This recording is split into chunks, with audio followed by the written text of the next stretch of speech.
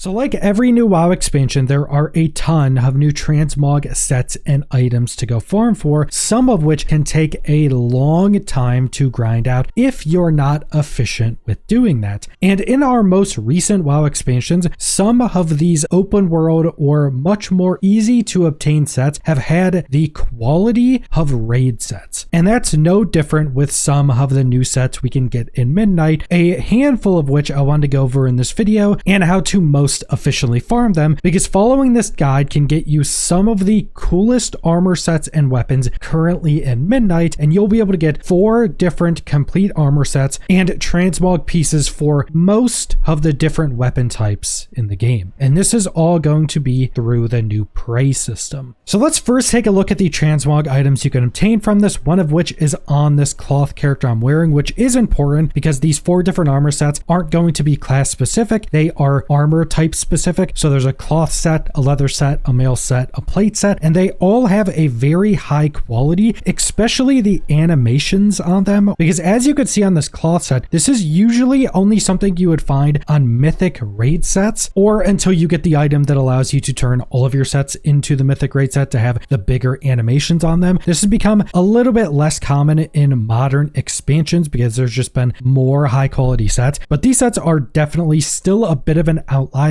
in just kind of how crazy and high quality they actually are. And if you want to find these sets, you just go over to your warband, you go to your sets and your appearances, and then you go down to the Void Breakers threads, and there will be an option to go to the prey section, which will have these red sets. Later down the road, we will be able to get blue versions of these from the endgame campaign quest, but you can get the full red sets right now. So you have the cloth one right here that I'm wearing, which may be my favorite just because the animations on them are pretty crazy.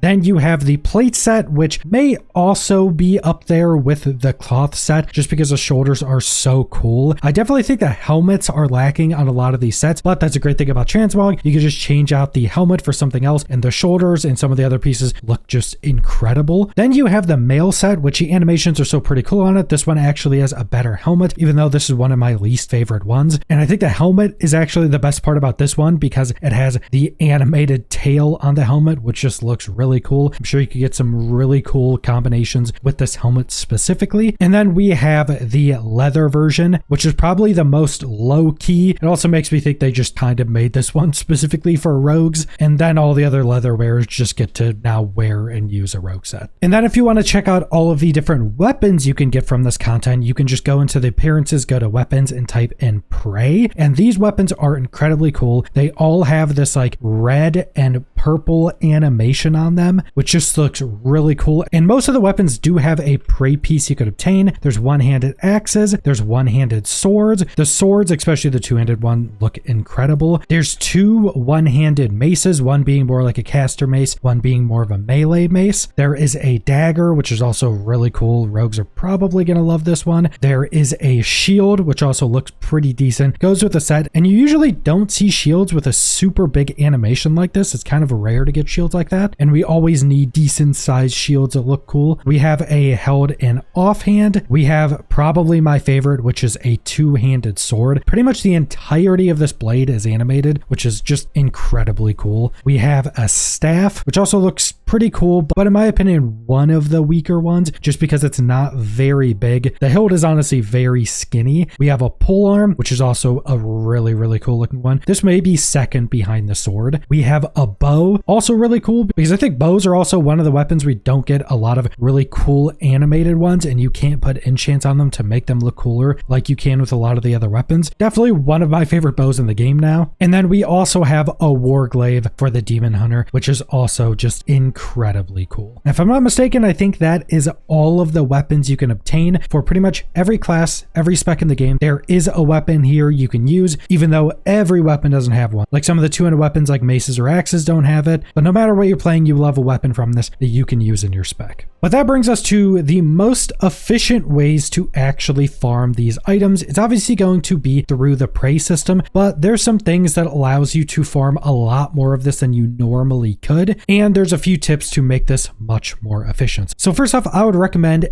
going and checking out the Prey tutorial in Silvermoon. It'll teach you how to start the Prey system and the different things you can do within it. It is quite simple. It'll take you on your first Prey mission. But once you've gotten to the farming part of this, there's a few different things you can do to allow you to farm a lot more of these items. So first off, the first 2 of any difficulty of a Prey mission you go do for that week on that character will give you a box that will have a piece of gear in it. So if you go on, say, a level 90 character right now, you can do 2 normal Prey missions per week and 2 hard mode Prey missions this week, and both of those will both give you a box that will have a piece of gear within it. Now, these boxes can also give you things like rings or trinkets, but if you get any other piece through these boxes, it will be one of these Prey items, whether that be a weapon or an armor piece, and it will almost always be an item for that armor class. The one thing that doesn't really follow this is cloaks. For some reason, you can just get the cloak for any of the different armor types, no matter what class you're playing on. So I was playing on a shaman and got a cloak that gave the appearance for the cloth cloak specifically, but all the other armor pieces will follow whatever class you're playing. So if you're playing a plate wearer, you'll always get plate pieces if you get an armor piece from these. But this doesn't mean you can just do this on max level characters. You can't do the higher difficulties on leveling characters. You can go do the Prey system and get those 2 boxes of loot that give you pieces of gear on any of your alts. So if you're someone like me that has dozens and dozens of level 80 characters, you can go get those 2 boxes for that week on every single one of those characters. That being the first main way we're going to be going about farming these items. And a little bit later, I will go over how to more efficiently do these runs so you can get those specifically done much more quickly. But that is going to be one of the main ways you're farming this. That's also going to build up to the second way in which you can get these armor pieces. So the first way is just going on all of your characters and doing your first 2 runs of the Prey system. If you have a bunch of level 90s, you can do 4 runs. You can do 2 runs on normal, 2 runs on hard mode. And once season 1 starts, you'll also be able to do nightmare mode as well. But right now it's only normal and hard. Now, the second method that we're going to be getting, specifically the armor pieces, is through the vendor. Now, once you start doing the Prey system, just doing pretty much anything, you'll start getting this new blood currency. This is just the main currency you get from this content that allows you to buy a bunch of different cosmetics. And at one of the cosmetic vendors, you can buy these full armor sets, these full transmog sets. You can go buy them for 1,600 of this currency. Now, this is actually a lot of this currency, and I only had like 1,900 of this across all of my characters because these are warband transferable. You don't farm a ton of this currency super quickly. Even though this currency is infinitely farmable, it's just not super fast. So I think the most efficient things you can do to all of these, if you're looking to get all of the different armor types, is to go and do those first runs to get the gear out of the boxes on all of these same armor type classes. So let's say you're trying to get the plate set because you main, say, like a paladin or something. Go through on all of your plate alts first, and when you exhaust all of them, go to the next armor type, because depending on how many alts and things you have, you may just be able to get the full plate set before you even get 1,600 of the currency. And staying on that one armor type will just allow you to progress that one armor type through the Prey content itself, and then as you're building up currency, you can go buy the other armor sets that you haven't been progressing. So if you've only been playing on plate characters and you build up that 1,600 of the currency, you can then go buy like the cloth set, which you will have none of the appearances unlocked for yet, because it doesn't seem to give you any discounts if you have like the majority of a set. But that begs the question of the most efficient way to farm the Prey runs themselves, and there's actually quite a fast way to do this. So once you go and accept your Prey mission, you're going to go to that zone, and every time you accept a Prey mission, it will give you a Prey specific world quest. When you're level 90, it's always just a bit of gold. When you're leveling up, it will give you the experience like it's a normal world quest, and this will have you do a variation of things, whether it be just kill enemies in an area or to follow around the Prey boss you're hunting in this big circle where you catch blood orbs to deal damage to him, or whether it be to disable these big pylons. So you're going to go to that area, and while you're completing that world quest, you're going to look for a few different things. First off, you're going to pay attention to whenever you get in combat with an enemy, because anytime you're in combat, your Prey target can ambush you. Make sure to defeat them when they spawn in, and then there's 2 different things you could do after you defeat them and they go away. First off, they will drop that orb of blood that gives you some of the currency, quickly and gives you more prey progress. And the second thing is they will always vanish away, and sometimes you can see the trail of where they go, and there will be a little pile of blood mist to wherever they went. Go to that blood mist and they will pop up. You'll be able to see them, and you just right click them and it'll do a small animation, and then they'll disappear again fully. That will also give you more hunt progress. So you can essentially get 3 chunks of hunt progress when you get ambushed, but that portion is just random when you're in combat. But the second thing you're doing at this world quest area is there will be traps everywhere in a large area around that world quest. And the main thing you're going to be doing while you're completing the world quest is going and activating those traps. Anytime you click on one of those traps, it will give you hunt progress. And there's a few of additional things that can happen when you click on one of these traps. It can either just give you hunt progress, or it could deal some damage to you and drop a blood orb that you then click on, which will give you hunt progress and give you more currency. It can spawn a random prey enemy,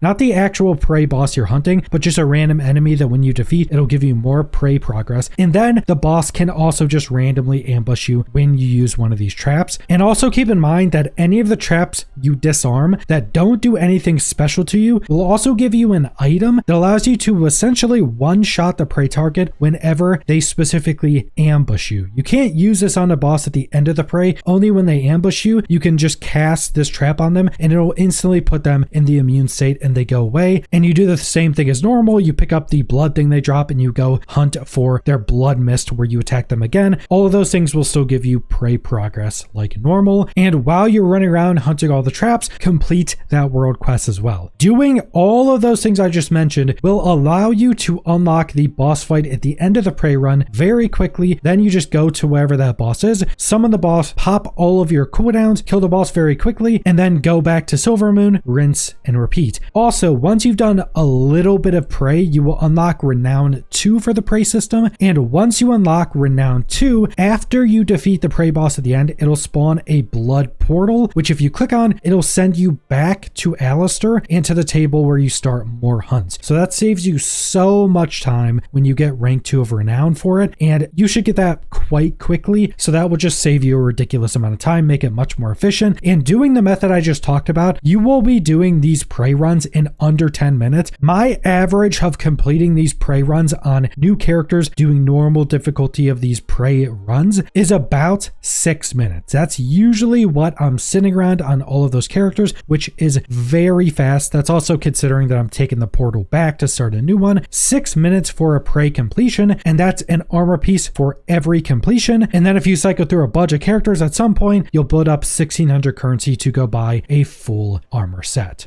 And also keep in mind that since you're not able to buy any of the weapon cosmetics, doing this alt cycling method is actually the best way to go about getting any of the weapons you may want. But also keep in mind, it'll only be giving you items that you can currently use and for whatever specialization you have your loot set to. So if you already have the weapon that you would normally get for that specialization and you can get different weapons on a different specialization, make sure to switch your loot priority to something different if you're looking for the other cosmetics. For instance, if you're playing a warrior and you're sitting on, say, arms as your loot spec and you get the two-handed sword, you could then switch over to prot loot spec and you could then get the one-hander and the shield as other drops. So keep that in mind. It may take a bit longer to actually get all of the different weapons just because you have the failsafe of buying the armor sets, which you don't have with the weapon cosmetics. But that is the full guide of how to most efficiently farm all of the new prey cosmetics, specifically the new armor sets, the new weapons, which are some of my favorite looking new transmogs in Midnight so far. Especially before we get into the raid sets, I think these are the best transmog pieces in the expansion so far. You'll be able to farm them pretty quickly using this guide. But that's all I want to go over, so thanks for watching.